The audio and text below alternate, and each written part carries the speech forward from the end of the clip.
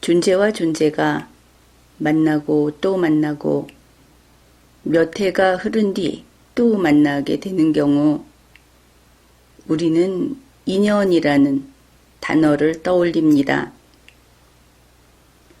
인연은 존재와 존재 사이에 연결된 끈 같은 것을 가리킵니다. 두 사람이 수건 한 장을 양 끝에서 잡고 있는 모습으로 형상화되기도 하고 운명의 실로 서로 연결되어 있는 상태라고 설명하기도 합니다. 그런데 만일 이러한 설명과 같은 것이 인연이라고 한다면 그것은 인연이라기보다 동행이 되고 마는 것이 아닌가 이런 생각을 하게 됩니다. 그러면 인연은 동행과 같은 것인가? 운명의 실로 서로 연결된 두 존재가 있다고 할 때 그것은 같은 세상에 함께 있지 않아도 동행하게 됩니다. 만일 인연이 동행이라면 지금 말하는 이와 같은 것을 인연이라고 하기 위해서는 만날 때만 동행으로 되는 그런 형태의 동행이 될 것이다. 그렇게 볼 수 있겠죠. 그러면 그것만으로는 부족하다. 여기에서 인연을 새롭게 설명할 수 있으면 좋겠다 하는 생각을 합니다.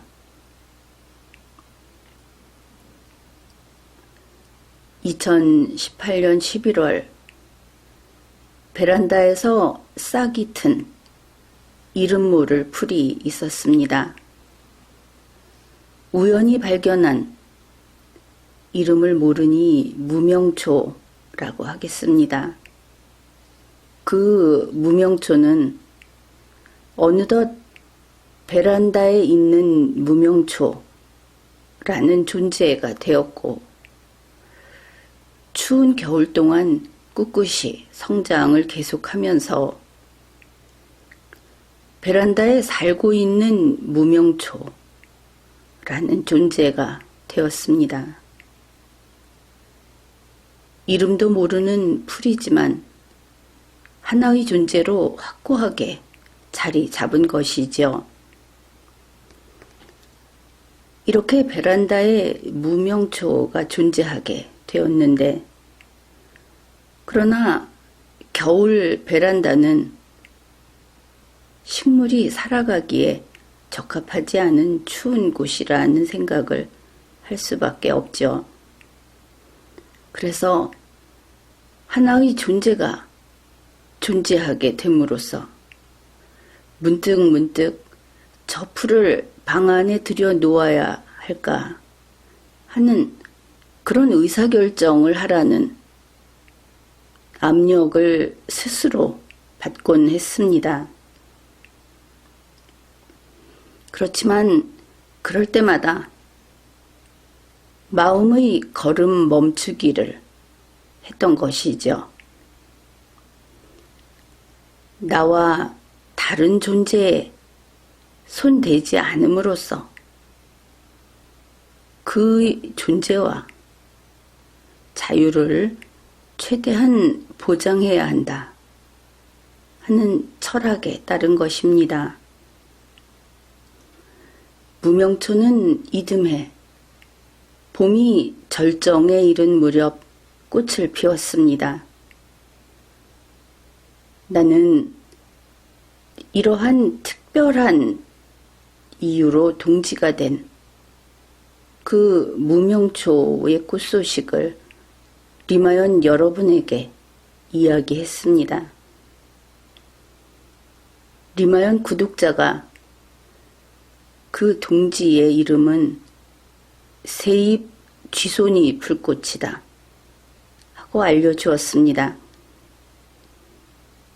그러니 이 존재가 꽃을 피운 이후에야 비로소 그의 이름을 알게 되었고, 그것도 여러분에게 배워서 알게 된 것입니다. 지난해 가을이 제법 깊어진 어느 날 오후, 산책로를 따라 집으로 돌아오던 길이었습니다. 꽃이 다 지고 들풀도 황갈색으로 변해가던 때였는데, 길가 풀밭에서 바람에 흔들리는 꽃을 발견했습니다. 야생화를 보기 어려운 시기에 더구나 보랏빛이 감도는 붉은 꽃이라니 반갑고 기뻤습니다. 하루가 다 간 시간이어서 카메라 배터리가 부족했지만 있는 대로 있는 만큼을 다 사용해서 사진과 영상을 촬영했습니다. 그리고 덕분에 들판에 꽃이 없는 그런 계절에 여러분에게 꽃 소식을 전할 수 있었습니다. 이번에도 또 리마연 구독자가 그 꽃은 이질풀 꽃이다 하고 꽃 이름을 알려주었습니다. 리마연 여러분과 대화를 했기 때문에, 그리고 그 대화 이후에 이렇게 꽃의 이름을 배워서 알게 된 것이죠. 그리고 이제 올해 2021년입니다. 올해는 자연의 발걸음이 상당히 빠르다.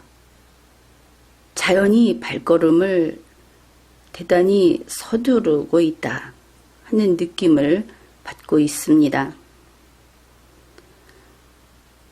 매화와 벚꽃이 순서를 어기고 거의 같은 무렵에 피었습니다. 서류화가 활짝 피기 전에 수수꽃다리가 꽃을 피웠습니다. 자두꽃, 살구꽃도 단 며칠 사이에 꽃을 다 피우고 그리고 열매 맺기에 분주했던 것이죠. 이렇게 되고 보니 벌들이 지각 등장을 한 셈이 되고 말았습니다. 아마 올해는 유실수의 결실이 많지 않을 것 같습니다. 혹시 꽃나무들의 마을에서는 올해는 가을이 일찍 온다 하든지 올해는 겨울이 그래서 더 빨리 온다든지 하는 자연의 메시지를 공유했던 것인지 궁금합니다. 이렇게 봄이 과속을 하고 있는 그런 4월, 담장이 없는 시립체육관 부근을 지난 적이 있습니다.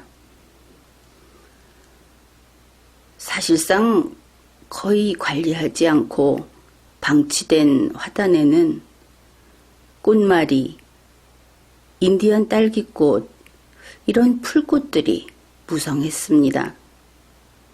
그런데 바로 그곳에서 동지의 그 꽃을 발견한 것이죠. 흰 꽃이 아니고 인디언 핑크 계통의 분홍빛 꽃이었습니다. 주위를 좀 살펴보았지만 3송이 정도가 전부였습니다. 그것도 조금 특이한 것이 포기 하나마다 꽃이 단 한 송이씩만 피어 있었습니다. 그런데 이번에는 그 꽃 이름을 여러분에게 묻지 않았습니다. 2번씩이나 가르침을 받았는데 스스로 인터넷 검색을 해야 하겠다. 이렇게 생각을 한 것이죠.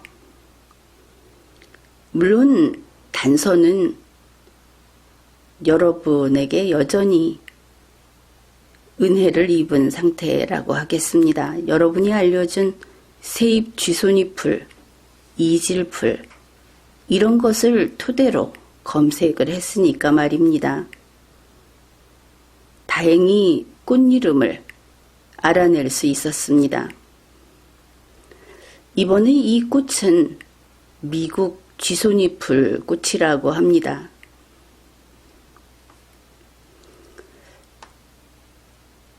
추운 지방에서는 꽃을 피우지 않는 식물인데 우리나라가 더워져서 그렇겠죠. 현재 우리나라에서 남쪽 지방에서 조금씩 더 위로 그렇게 북쪽 지방으로 영역을 확장하고 있다. 그런 것을 알게 되었습니다. 말하자면 북진 통일을 꾀하고 있는 셈이다. 그럴 수 있겠죠. 미국 쥐손이풀이 우리의 친구, 이제는 이곳에서 거의 우리나라 풀이 되다시피 그렇게 이 땅에 들어온 지 제법 된 이 풀이 어디까지 왔는가? 2021년 미국 쥐손이풀은 북위 37도, 서울 경기까지 북진했다. 이런 소식을 전합니다. 그러고 보니 2018년 세입 쥐손이풀에서 시작된 동지의 인연이 2021년 미국 쥐손이풀에까지 이어지고 있는 것입니다. 만나고 또 만나면서 이어져 온 인연인 것이죠. 나 또한 리마연 여러분과 대화하고 여러분의 이야기를 듣고 더 깊이 생각하고 그리고 앞에서 이야기했듯이 여러분에게 자주 여러 가지를 배우고 있습니다. 우리는 이렇게 만나고 또 만나면서 대화하고 생각의 깊이를 더해가는 그런 동지인 것입니다. 우리의 인연은 그래서 동행의 인연이라기보다는 동지의 인연이라고 생각합니다. 동지 여러분과 함께 하면서 행복하고 그리고 감사합니다.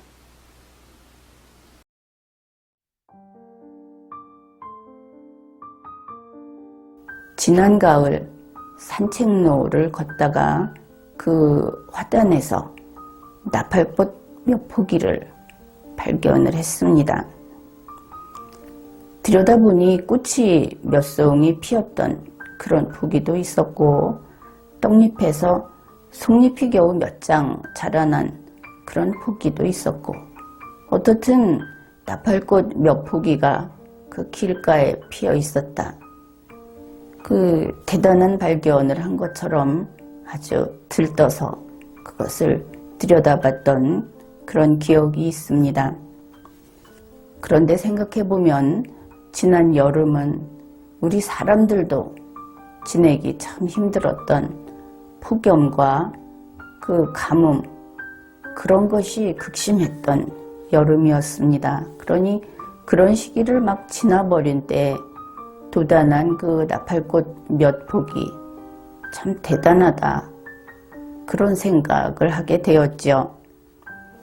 그래서 한 번은 물도 갖다 주고 또 비료를 준 적도 있고 그렇게 좀 지나갈 때마다 관심 있게 그렇게 지켜봤습니다.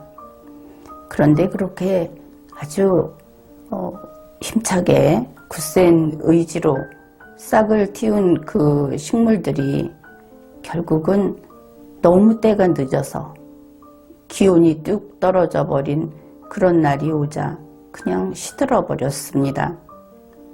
그래서 아쉬운 마음에 그 식물들을 들여다보면서 그래도 훌륭한 삶이었다. 이렇게 이야기를 해 주었습니다.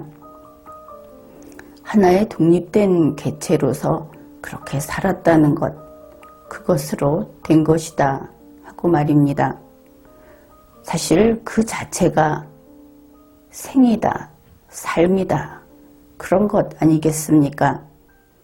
우리 인간이나 생명이 있는 존재들은 누구나 이렇게 죽느냐 사느냐 하는 순간을 직면하는, 바로 정면으로 마주하는 그런 존재이니까 말입니다. 그런데 지난해 11월쯤 베란다 화분에서 싹튼 잡초 한 포기를 발견했습니다.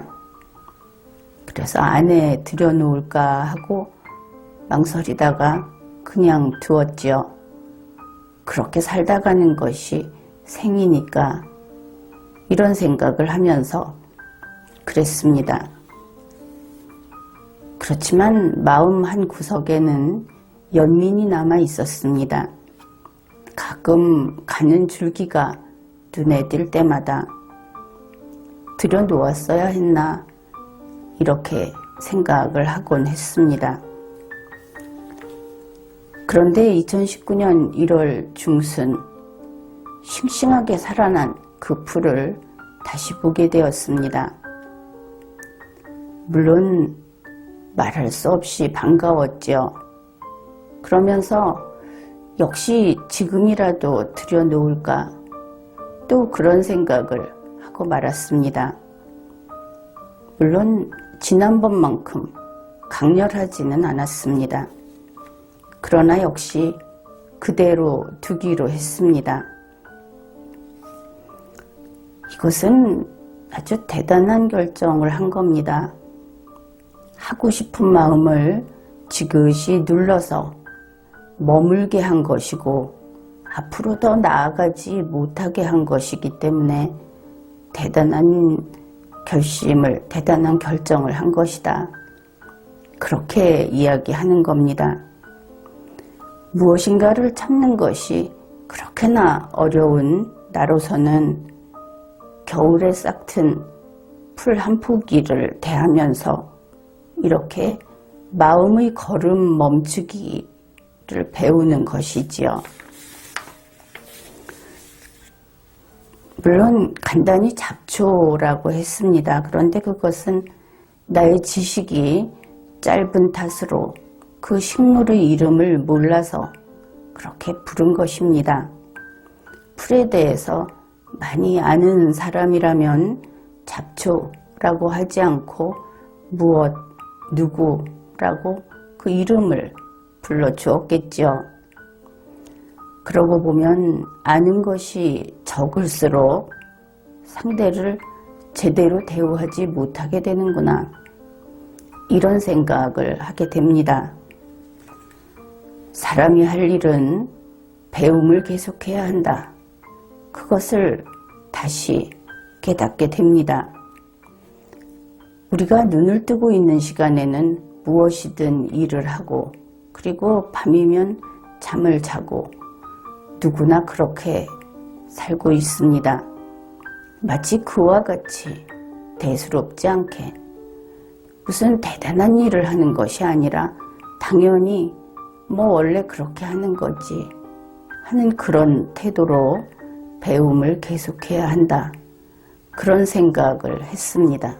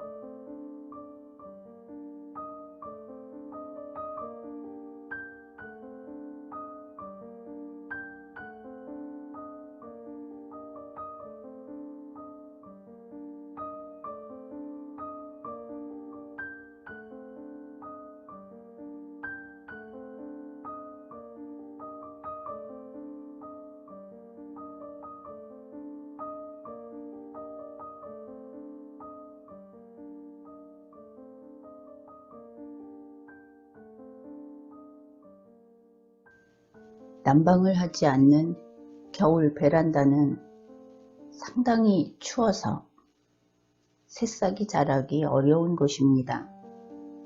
그런데 지난해 11월 베란다 화분에서 풀 한 포기가 돋아났습니다. 봄은 오래전에 가버렸고 여름, 가을 다 보낸 뒤인 초겨울에 새싹이 돋아난 것입니다. 지각 새싹이죠. 아니 어쩌면 봄을 한참이나 앞당겨서 성급하게 싹이 튼 것일 수도 있습니다. 그렇게 보면 성급한 새싹이라고 할 수도 있겠군요. 어떻든 이 겨울 새싹은 살아있는 식물이 한 포기도 없는 겨울 베란다에서 홀로 자랐습니다. 겨울 새싹은 꿋꿋이 자랐고 올 1월에는 잎을 석 장이나 피워냈습니다. 그중 잎 한 장은 가장자리의 톱니 모양이 보이는 것으로 보아 분잎인 것 같았습니다. 그동안 몇 번이나 따뜻한 실내에 들여놓을까 했었지만 그대로 두자 하고 마음의 걸음 멈추기를 반복하면서 겨울을 보냈습니다. 물론 몇 차례 물은 주었죠. 그렇지만 가끔 이렇게 물을 줄 때마다 겨울에 물을 줘도 괜찮을까 걱정을 했습니다. 겨울에 성장을 멈춘 온대지방의 나무, 그것하고 겨울에 성장하고 있는 베란다 안의 식물은 다름에도 불구하고 그런 걱정을 했던 것이지요. 겨울 새싹은 잎이 한 장, 두 장 늘어나면서 겨울 식물로 자라났습니다. 그렇지만 이 겨울 식물을 볼 때마다 불안한 느낌이 드는 것은 어쩔 수 없었습니다. 마음을 딱 놓을 수 없는 조심스러운 기분, 그런 기분을 지닌 채 겨울을 보낸 것이지요. 그런데 3월에도 추위는 쉽게 가시지 않았습니다. 올해는 특히 그랬죠. 그렇기는 하지만 겨울이 가면 봄은 오는 것입니다. 바뀌지 않는 자연의 흐름이니까.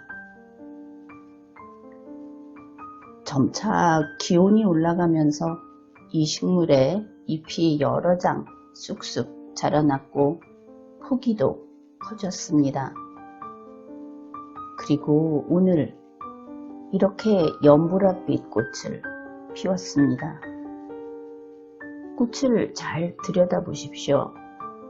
꽃의 구조가 제법 복잡하지 않습니까? 이 식물은 사람으로 치면 틀림없이 머리 좋은 그런 식물이다. 예사 풀꽃이 아니다. 이런 생각을 했습니다. 이렇게 이야기하고 보니 팔이 안으로 굽는 좋지 않은 버릇이 도지고 말았다. 그런 생각을 하게 되는군요.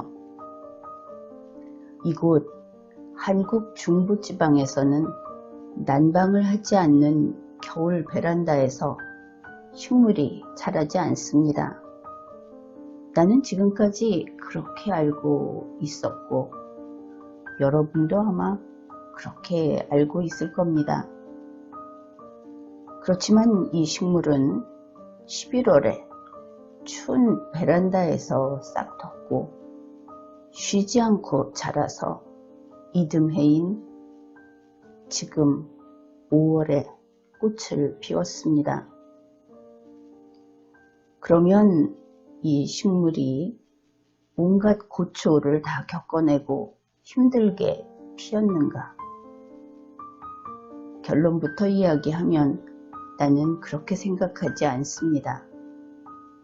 그 이야기를 해보기로 하죠. 먼저 아이들 유머 시리즈를 한 편 소개하죠. 학교에서 새로운 단원을 배울 때 쉽게 잘 이해하는 학생이 있고 그렇지 않은 학생이 있지 않습니까? 그런데 잘 이해하지 못하는 측인 학생이 공부 잘하는 학생에게 이렇게 물어봅니다. 너는 어떻게 그렇게 공부를 잘하니? 공부 잘하는 학생이 대답을 하죠. 그냥 하는 거지 뭐. 그런데 이것이 정답입니다. 학생이 달리 할 일이 있겠습니까? 그냥 매일 읽고 쓰고 이해하고 공부하는 것이 학생의 생활 자체이죠. 이 당연한 일이 만일 괴롭다면 그 학생의 인생은 지옥이라고 할 것입니다. 공부는 죽을 듯이 힘겨워하면서 하는 것이 아닙니다. 머리 싸매고 하는 것도 아니지요. 그냥 그다지 스트레스 받지 않고 하는 것이 공부인 것입니다. 물론 나의 이러한 말이 우리나라의 다수 의견은 아닐 수도 있을 겁니다. 그렇지만 아무튼 나는 그렇게 생각합니다. 나는 책을 쓰면서 원고가 막바지에 이를 때에는 책 속으로, 그 생각 속으로 끌려 들어가지 않으려고 힘겨루기를 하곤 했습니다. 머릿속에서 하고 있는 작업과 머리 밖의 일상적인 생활 속에서의 작업이 이렇게 뒤섞이기 시작하면 에너지가 고갈되고 있다 하는 신호이고 이때에는 쉬어야 하는 것이죠. 그렇지만 다행스러운 것은 대개 이 무렵이면 원고를 마무리해냅니다. 하던 일을 완성하는 것이죠. 요즘 주위에서 나는 책을 몇천 권을 읽었다. 우리 집에는 책이 몇 트럭분이나 있다. 이런 말을 하는 사람들이 있습니다. 스스로를 저자라고 칭하는 사람들 가운데에는 하루에 몇 시간 동안 글을 썼다. 이 책을 쓰면서 읽은 자료가 몇만 쪽이다. 이런 이야기를 하는 사람들도 있습니다. 그러나 자기 생각을 글로 써낸 사람들은 대개 이런 이야기는 하지 않죠. 그들에게 한간에 떠도는 이와 같은 영웅담은 이야기거리도 되지 않아서 그런 것이 아닌가, 이런 생각이 듭니다. 오케스트라 연주로 교향곡 한 편을 감상하면서 자신이 그 곡을 쓰고 자신이 그 오케스트라를 연주하는 그런 입장에 한번 되어보면 책을 쓰는 일이 무엇인지 이해할 수 있을 것이다. 그렇게 이야기를 해주겠습니다. 나는 그냥 좋아하는 일을 할 수 있는 만큼 하면서 살고 있습니다. 각고의 인내 같은 것은 해본 적이 없죠. 그렇기 때문에 글을 쓴다든지 또는 대단한 일을 했다고 하는 어떤 인물이 극심한 고통을 참아내면서 그 일을 해냈다, 이런 이야기를 들을 때는 참 색다르다 하는 그런 느낌을 받곤 합니다. 그렇구나. 저 사람은 그렇게 하는구나 하면서 말입니다. 그렇지만 내가 그런 것을 잘 이해하지 못하니까 단지 뉴스나 정보로 받아들일 뿐 그런 에피소드에 특별히 감동을 받지 못해서 아쉽게 생각합니다.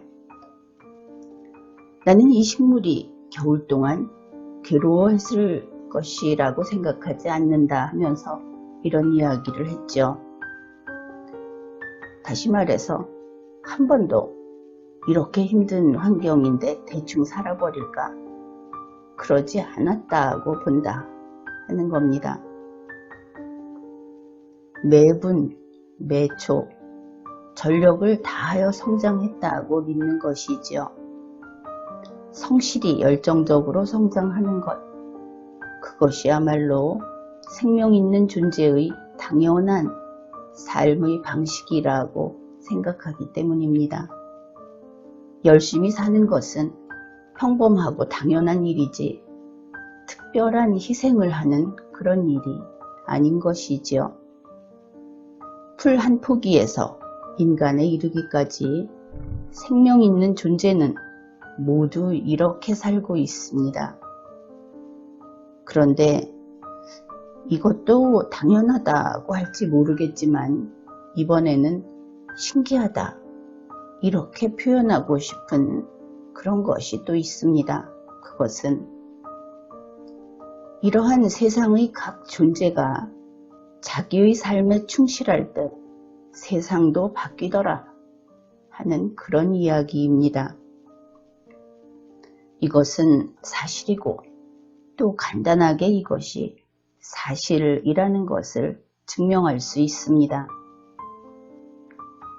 생각해 보십시오. 이 식물이 있는 세상과 이 식물이 없는 세상은 같은 세상이 아니지요. 이 식물이 피운 꽃이 있는 세상과 그 꽃이 없는 세상은 같은 세상이 아닙니다.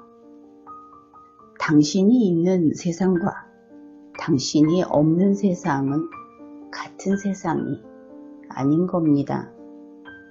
당신이 존재하는 것, 당신이 성실하고 열정적으로 살아가는 것, 그 당연하고 평범한 일이 세상을 다른 세상으로 만드는 것이지요. 우리 각자가 자신의 꿈을 추구하면서 보다 현명하고 제대로 된 인간으로 성장해가는 그 일이 세상을 바꾸는 것입니다. 세상은 이렇게 달라지는 것이지 세상을 바꾸려고 하여 바뀌는 것이 아니다. 그런 생각을 합니다. 오늘 겨울 새싹이 자라나서 피운 풀꽃을 보면서 이렇게 생각하고 배우고 깨닫습니다. 풀꽃 덕분에 조금 더 성장한 것입니다. 물론 기쁨도 함께한 그런 경험이었습니다. 개인이 반듯하게 성장하고 성실히 살아가는 세상은 더 나은 세상이 된다 하는 것을 알게 되었습니다. 꽃이 존재하지 않던 세상에서 꽃이 존재하는 세상으로 되는 것이 더 나은 세상인 것처럼 그렇게 더 나은 세상이 되는 것입니다.